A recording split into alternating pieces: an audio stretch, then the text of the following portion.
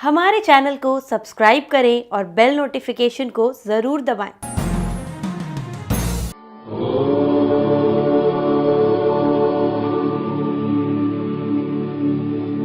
भगवत गीता, गीता सार।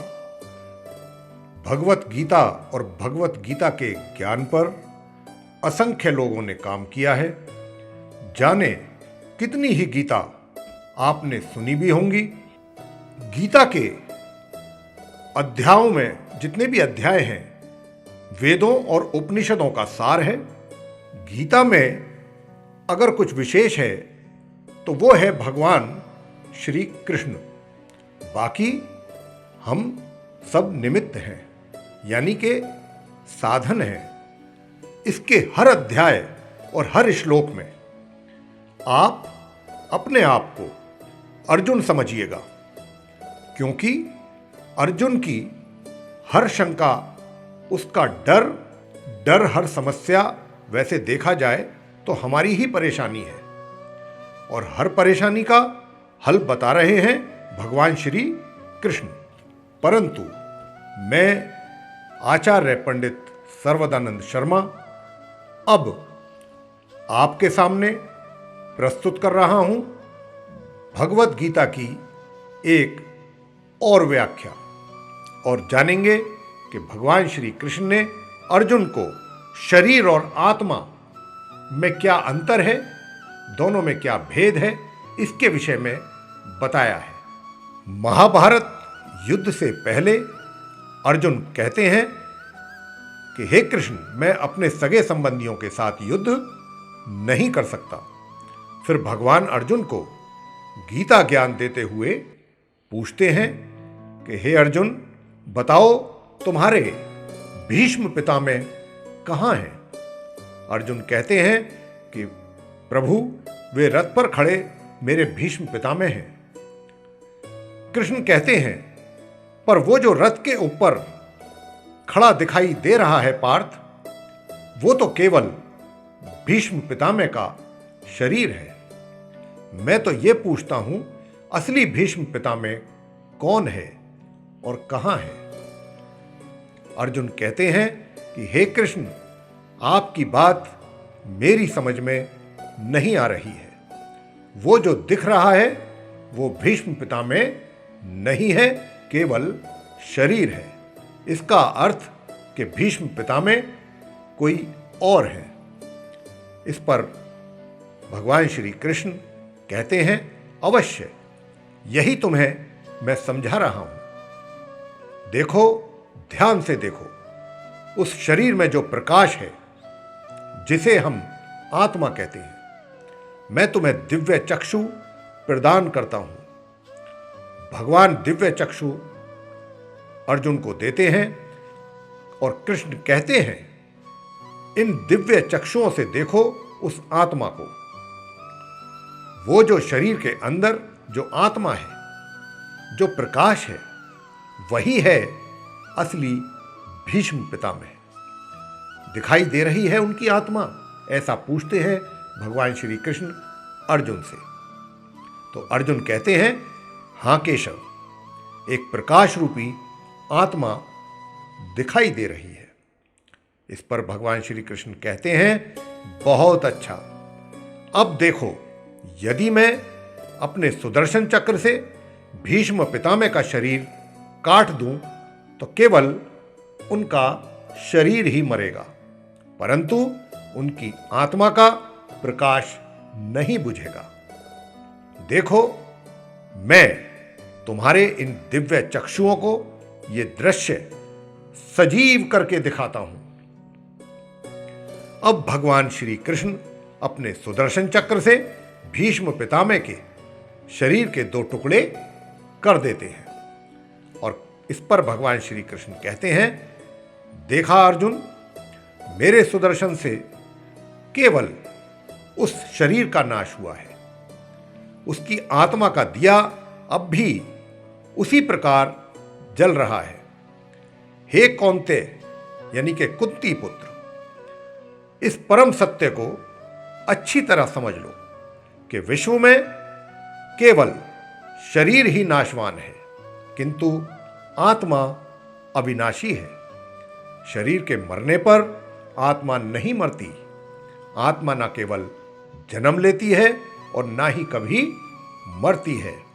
वो अजन्मा है, नित्य, सनातन और पुरातन है, जो शरीर को मारने पर भी नहीं मारी जाती।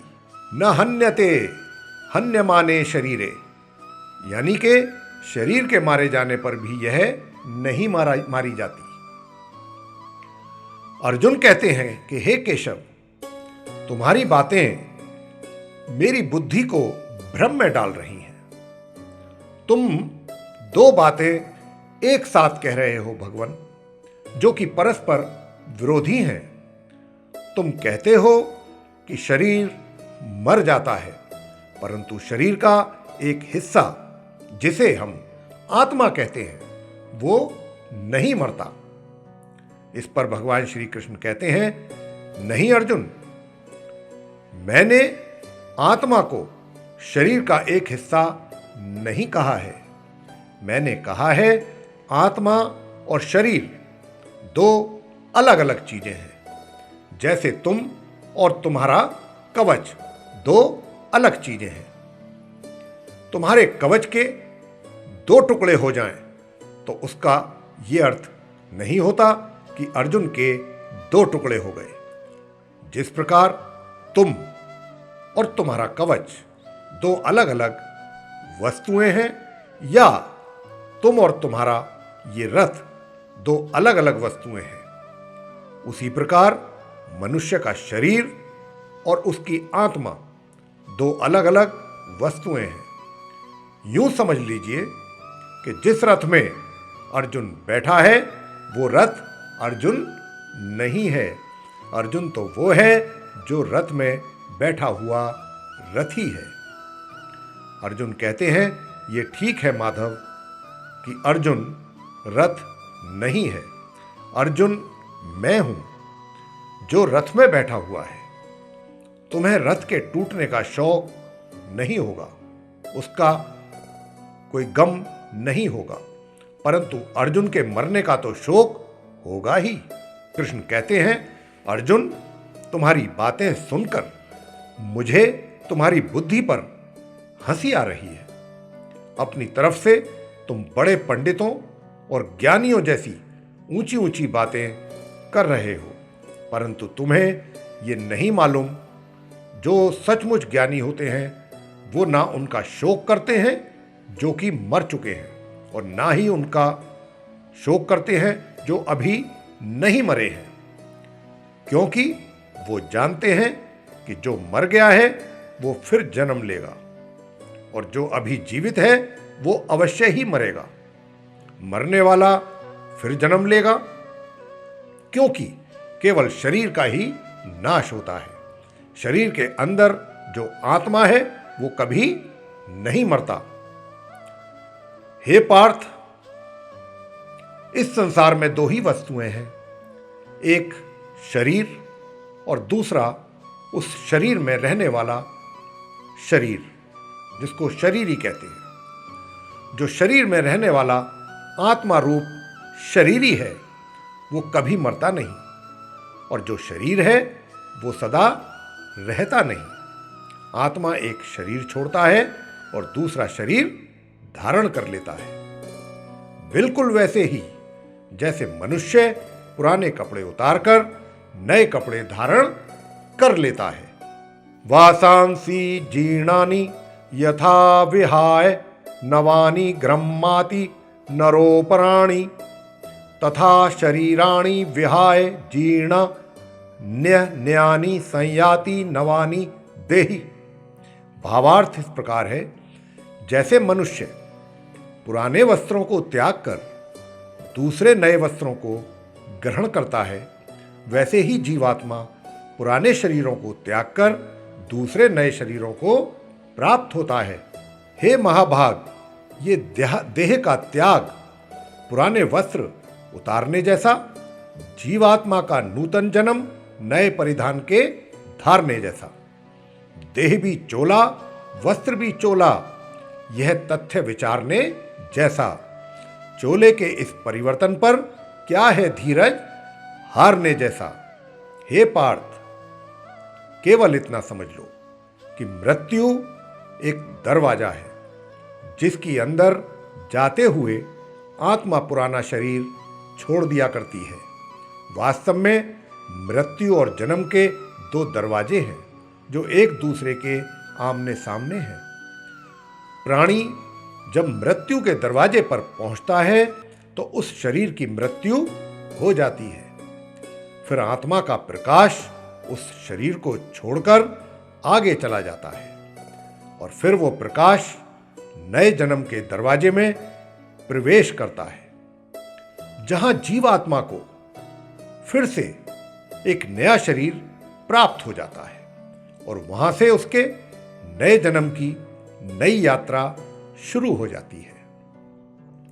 हे पार्थ, आत्मा नित्य है, इसीलिए वो नहीं बदलती, परंतु शरीर नाशवान है, इसीलिए एक ही आत्मा के कई शरीर बदलते हैं। इसीलिए हर जन्म में वो नए नए शरीर धारण करता रहता है। हर नए जन्म में आत्मा नए नए शरीर तो बदलती ही है, बल्कि हर एक जन्म में भी उसे जो शरीर मिलता है वो एक शरीर भी उसी जन्म में बदलता रहता है। अर्जुन कहता है कि ये बात मेरी समझ में नहीं आई केशव, क्योंकि एक जन्म में तो प्राणी को एक ही शरीर मिलता है। भगवान श्री कृष्ण कहते हैं एक नहीं अनेक शरीर मिलते हैं एक ही जन्म में। तो अर्जुन कहते हैं मैं अब भी नहीं समझ पाया प्रभु। कृष्ण कहते हैं मैं समझाता हूं। याद करो अपना बचपन। उस समय अर्जुन का श्री शरीर कैसा था? अर्जुन कहते हैं मैं एक बालक जैसा था। कृष्ण पूछते हैं और आज वो शरीर कहाँ है? अर्जुन कहते हैं कि वो शरीर तो बदल गया इस शरीर में। इस पर भगवान श्री कृष्ण कहते हैं अर्थात वो शरीर नहीं रहा, आज तुम्हें एक युवक का शरीर मिला है। और इसी प्रकार प्राणी को जन्म के समय जो शिशु का शरीर मिलता है वही शिशु का शरीर काल के प्रभाव से एक बालक का शरीर हो जाता है। फिर वो किशोरावस्था में आ जाता है, फिर एक जवान पुरुष का शरीर बनता है, फिर अधेड़ उम्र का, फिर बूढ़े के रूप का लेकर अंत में एक सूखे पत्ते की तरह जीवन के वृक्ष से टूटकर गिर जाता है। इस प्रकार जो शरीर पल पल छिन्न छिन्न अपने विनाश की ओर बढ़ रहा है, उस शरीर की मृत्यु का शोक ज्ञानी जन नहीं किया करते। फूल की भांति हमारे शरीर अपने प्रकृति के कारण जन्मते हैं, बच्चे बनते हैं, जवान होते हैं और फिर वही जवानी मुरझाने लगती है जिसे बुढ़ापा कहते हैं। और उस वृद्ध शरीर को जब आत्मा छोड़ती है तो उस शरीर की मृत्यु हो जाती है। अर्जुन पूछता है परंतु वो आत्मा कहाँ चली जाती है? शरीर के बिना आत्मा कहाँ और कैसे वास करती है? इस पर भगवान श्री कृष्ण कहते हैं पुराना शरीर छोड़ने के बाद आत्मा नए शरीर में वास करती है। किसी शिशु के शरीर में चेतना रूप होकर आ जाती है, फिर वही चक्र शुरू हो जाता है, फिर वही जन्मना, रेंगना, उठकर चलना और फिर लड़खड़ाना और फिर गिर जाना, ये सब शरीर के कौतुक हैं। इतनी ही बात समझ लोगे तो ना तुम्हें किसी के मरने का शौक होगा और ना ही तुम्हें मृत्यु का भय होगा। बचपन, यौवन, वृद्धावस्था जीवात्मा की हो जैसे तन में, वैसे ही रहकर नूतन जन्म प्रवेश करे वो नए जीवन में।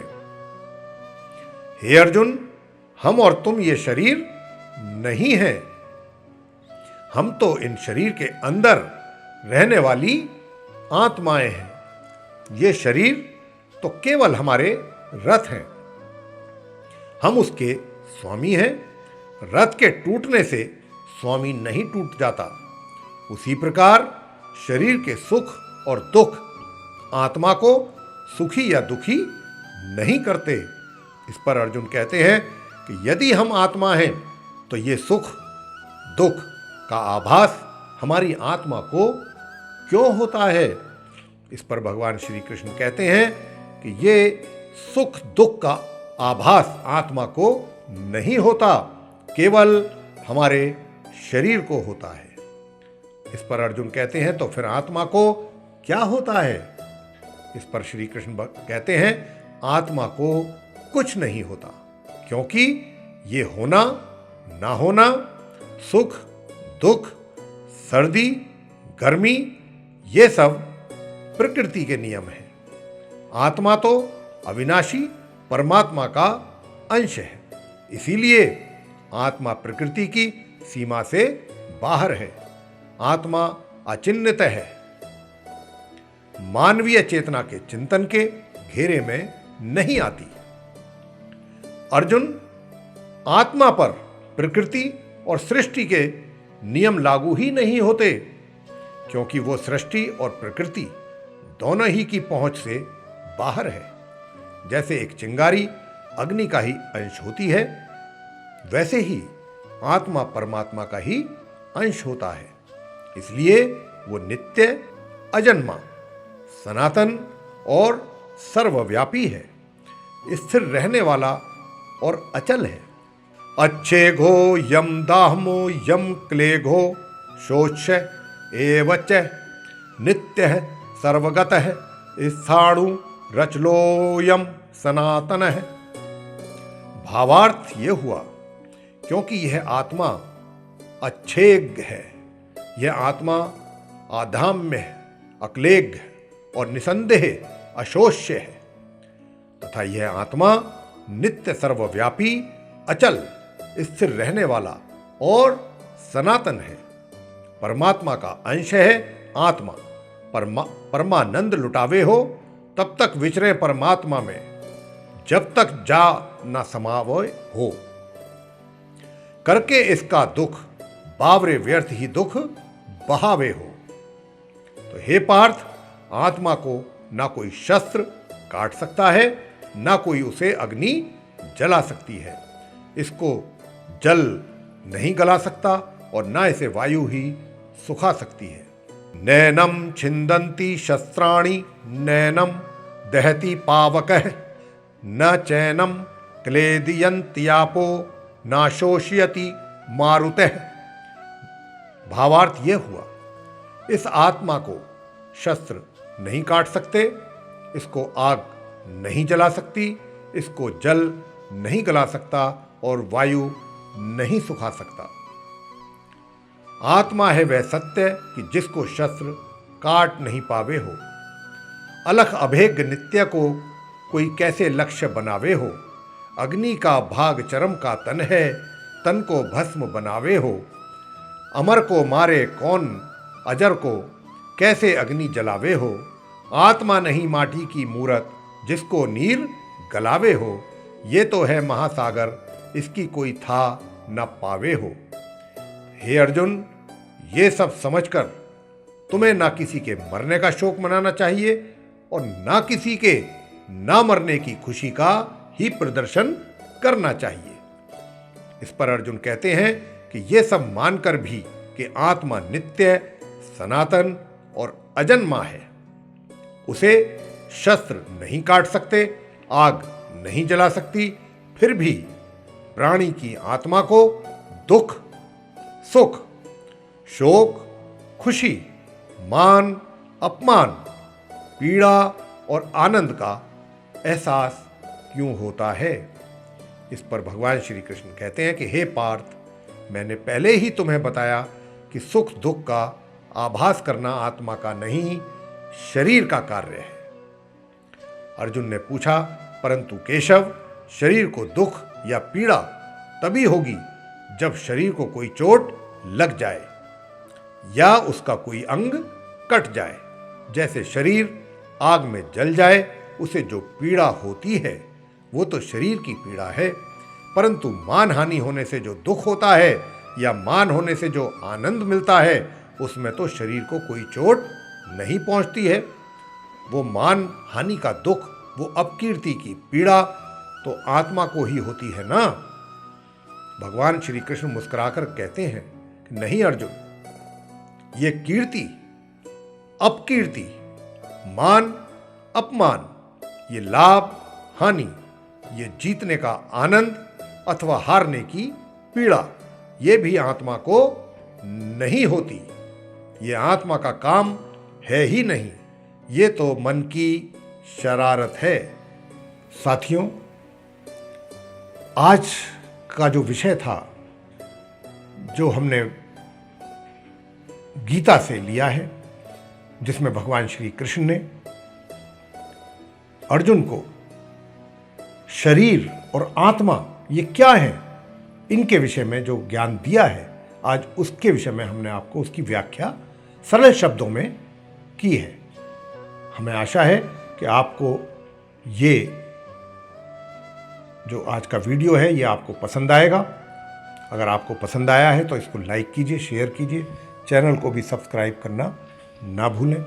साथ ही जो बेल आइकन है उसको भी अवश्य दबाएं, ताकि आने वाले दिनों में आगे जो भी हमारे नए कार्यक्रमों के वीडियोस हैं या भगवत गीता के ऊपर जो हमारे आगे जो और नए नए वीडियोस आ रहे हैं, आप उनको भी समय अनुसार देख सकें और उनसे ज्ञान प्राप्त कर सकें।